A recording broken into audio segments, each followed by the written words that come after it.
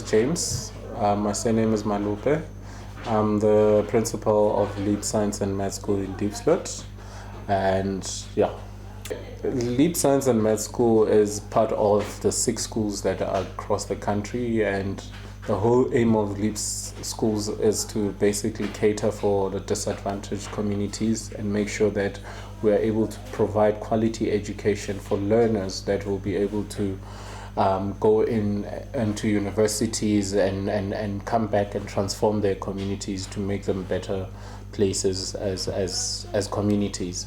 So the whole point of what we're doing is to not only focus on the academic side of the kids, but to also try and make sure that we provide them with mental and emotional stability that they can use in their own homes, with their friends, with their families, and make sure that they become better people, make sure that they become change makers in their own communities.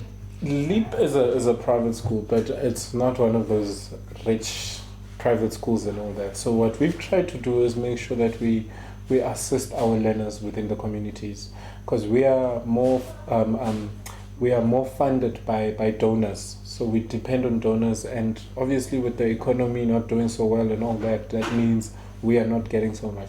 So what we've tried to do is at least try and see how we can assist. So part of it is that we've moved to try to do our learning more digitally, and we've gone into WhatsApp where teachers have timetables and work with learners and try and cope and make sure that the learners are following in their textbooks, trying to give them work, making sure that the learners are not just sitting at home.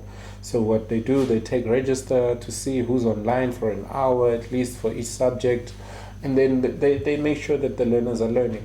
So one of the things we're trying to do and support that, we've sort of done like a cell phone drive. So what we do, we're trying to get more funds to try and get phones for learners.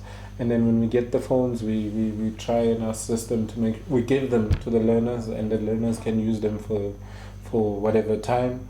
And then they are able to log on and be part of the classes. But also part of that is we're also trying to get data. So we try and make sure that we do at least per week or so, there's about 4 or 5 learners that we send data to and try and assist.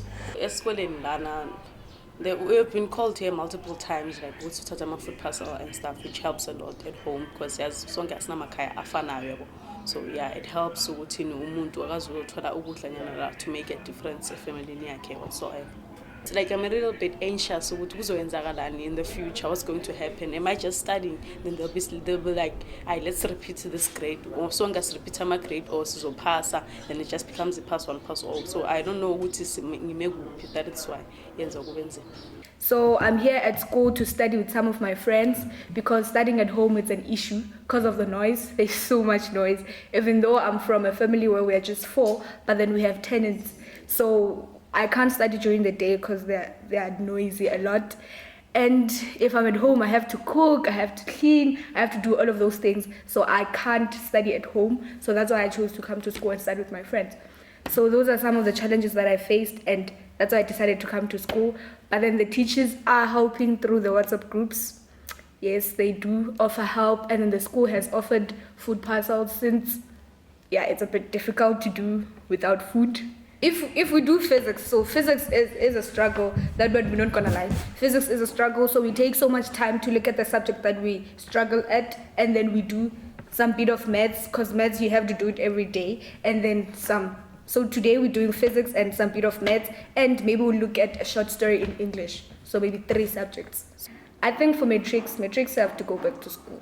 We are matured enough to follow the regulations, and then just give us masks maybe and hand sanitizers. I think that will work the way. Because for me, instead of coming to school, I used to study at night.